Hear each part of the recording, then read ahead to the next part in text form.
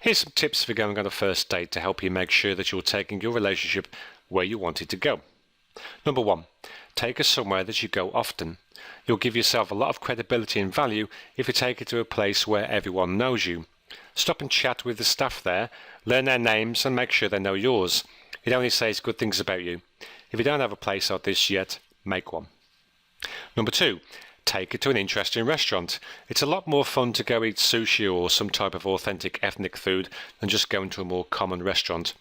You don't want it to be so interesting that there's always something crazy going on and you can't talk to her, but just make sure it's a little different. Number 3, relax. The more you relax and show that you're comfortable, the more your date will relax too. If you feel like you're getting nervous or tense, just take a deep breath, relax your shoulder muscles and smile. Just focus on having a good time. Number 4, get rid of your expectations. So many guys that I meet wrap expectations around everything they do. They think buying dinner equals she's going to be my girlfriend or wife. If you just spend the time that you're together having a good time, acting like you would around someone you already know well, and show that you couldn't care less if anything happens between the two of you, you'll have a much better chance of progressing things than if you act like she's the first girl you've seen in 20 years, acting really nervous and so dumb that she runs away. Number 5, don't talk about normal boring topics or guy topics if you want to be like every other boring guy out there. Talk about what job she has, where she's gone to or goes to college. Only talk about guy topics like sports, lifting weights or something like that if she is already very interested in them. Also, don't cling to a topic like it's the only thing you can talk about. If the conversation dies, let it go. Number 6, have a story or two that you can tell if you run out of things to say. When the conversation stops, just say, anyway, and go into a story.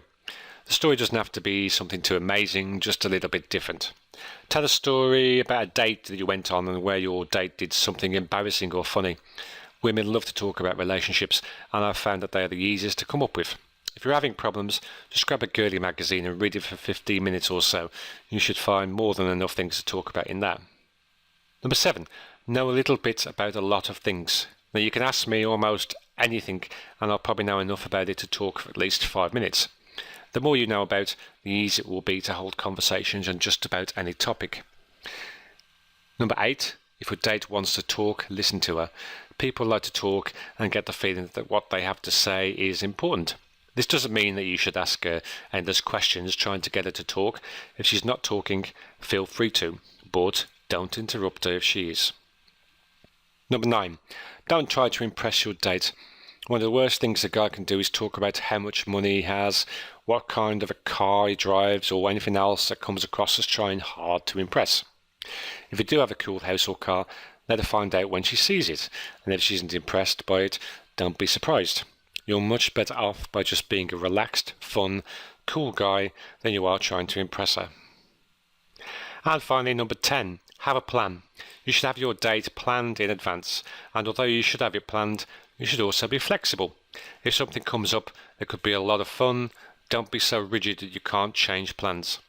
Your plan should be more of a guideline so that you always have something to do.